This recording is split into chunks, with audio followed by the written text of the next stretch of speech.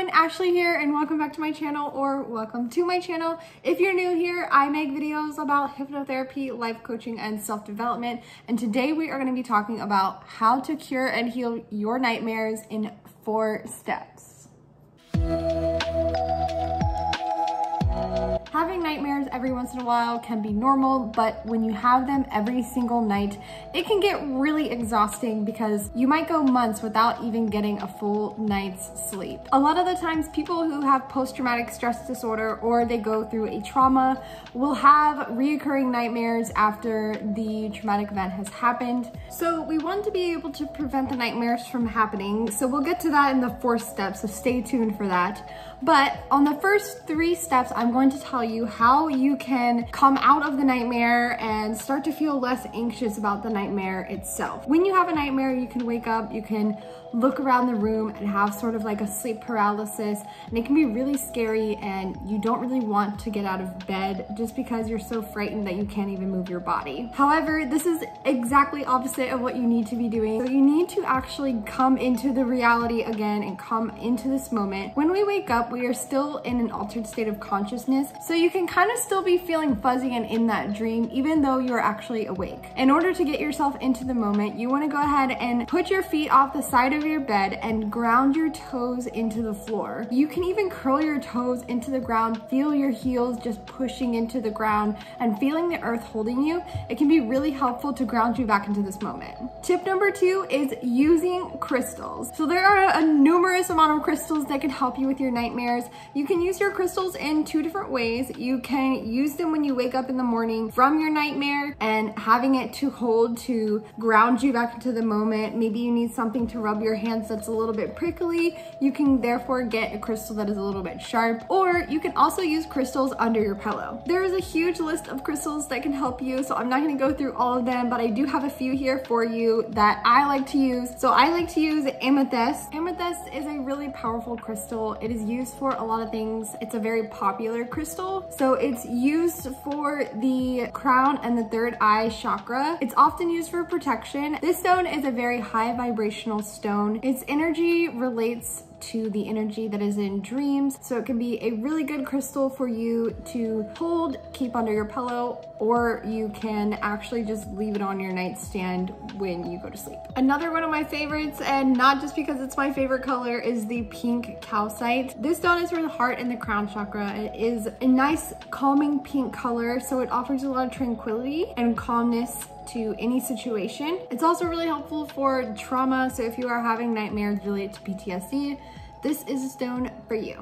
Another good stone is lapis lazuli. I don't know if I pronounced that right. I am not a crystal expert. It's associated with the throat and the 3rd eye chakra as well. It's a really well-known crystal for relieving insomnia, and it is a crystal that encourages the expression of emotions, so you will be able to release trauma with this one as well. In order to make these crystals more activated with the calmness that you are trying to achieve, you can actually use them when you are meditating and when you are having a good experience. That way, when you go to sleep, it can be associated with that. The 3rd tip for you is essential oils. So essential oils can be used in multiple different ways as well. I really like eucalyptus just because it brings me back to a time when I was walking in a forest and there was a lot of eucalyptus trees and it smells really good, and I really love the smell of eucalyptus.